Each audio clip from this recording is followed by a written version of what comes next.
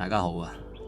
首先多謝大家入嚟我嘅頻道啦。我呢個頻道叫做中指人在江湖，顧名思義，我就係中指人啊，大家叫我仁得噶啦。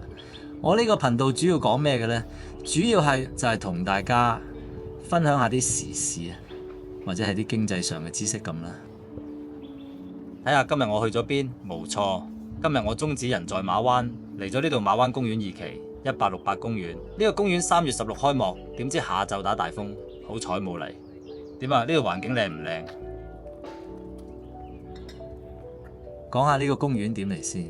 最方便就喺荃灣地鐵站坐331號巴士或者如心廣場搭都得。入到嚟馬灣就一直坐到總站，見到馬灣公園就落車，行入呢條側邊條小路就可以去到。又或者葵芳同青衣都有巴士，就大家方便啦。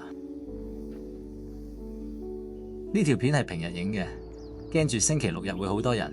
今日目測呢，大約70%係未有人租而租咗嘅。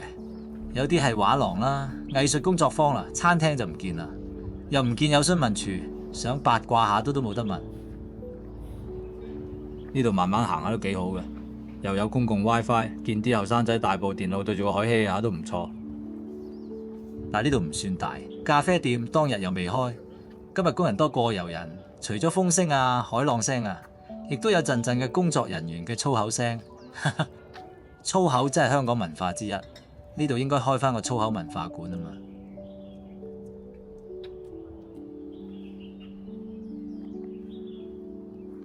我以前住過珀麗灣，10幾年前嘅事。嗰陣時呢度舊村仲有幾戶人住㗎，但係大部分已經搬走晒。大約08、09年，我搬咗入珀麗灣嗰時，夜晚會踩架單車片落嚟前面呢個碼頭，帶罐可樂坐喺碼頭同 friend 吹下水，俾蚊針下，好爽㗎。講返呢個公園嘅前世今生，片尾我會放啲新聞相俾大家睇下嘅。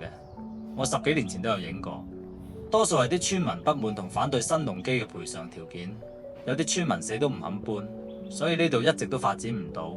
尤其當年有單大官司啊嘛，阿大哥又唔妥兩個細佬，搞到家變。之後阿陳球大啊、肥龍啊同新農機捲入嘅貪污案，加上呢邊馬灣村嘅村民，呢個兄弟又唔妥個兄弟，總之錢作怪啦。況且有村民仲未遷出，一直搞到冇得發展。大約幾年前，呢個荒廢咗10幾年嘅地方，終於話翻新做馬灣公園2期，之後又話喺馬灣南邊再發展起樓。當年新農機要喺馬灣起個冇私家車可入嘅大型屋苑，就好似無線嘅劇集《創世紀》，葉榮添起個無煙城。後嚟我搬咗入珀麗灣住，又真係幾好喎。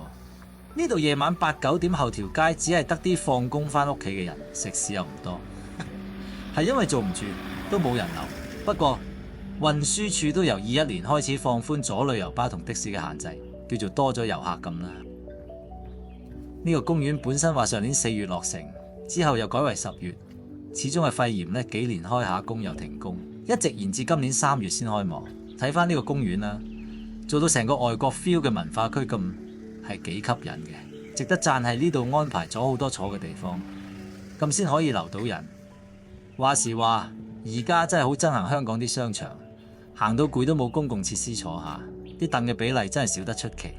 呢方面同深圳嘅商場真係冇比。公園地方唔大，加上仲有大部分仲施緊工。好啦，今日行住咁多先。另外醒目仔時間，走嘅時候坐331巴士出荃灣，喺荃豐中心對出巴士站轉車，大部分有轉車優惠。入沙田啊，大部上水嘅巴士都有幾蚊優惠，好過冇啦。呢度車費好金㗎。有機會講下呢個泊客有幾咁衰嘅嘢過嚟聽。片尾呢，我會放啲呢個公園嘅舊相，大家可以對比下新舊嘅面貌㗎，睇多幾次就最好啦。好，今日吹住咁多先，記得訂閱、留言、俾個讚我，分享俾朋友。我哋下次見，係咁先。